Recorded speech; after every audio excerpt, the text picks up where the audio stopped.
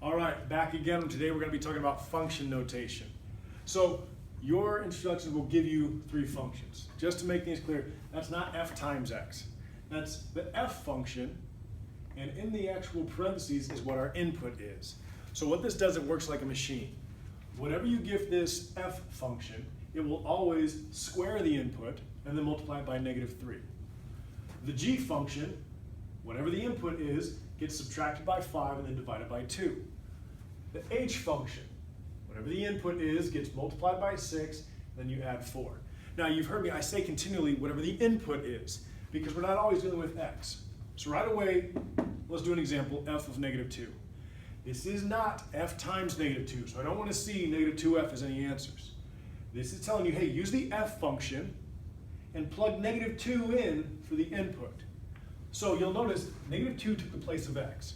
So what happens is when I evaluate my actual function, instead of having x as the input, I have -2 as the input. And now it's just order of operations. Exponents before multiplication, we get a -3 times a +4 because we square the negative, and we come up with -12.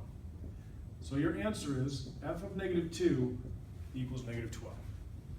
Very simple, and you'll take that same approach. What if you have an expression? It does not change. This is still just an input that we replace in the h function. So the h function takes 6 times its input.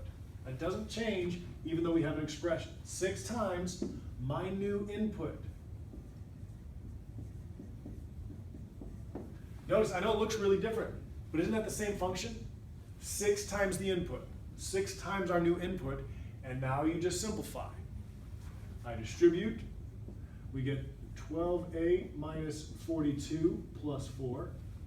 So my final answer is 12a minus 38.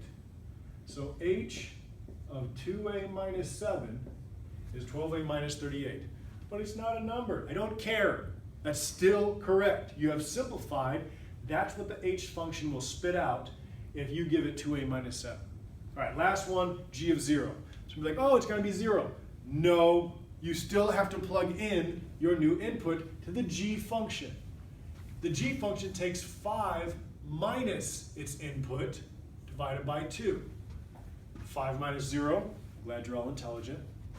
We get a 5 over 2, and that's it. Now again, I'll accept any equivalent. You could have 2.5, you could have 2.5, I'll leave it like that. In a nutshell, that's how to deal with function notation in operating when they change the input.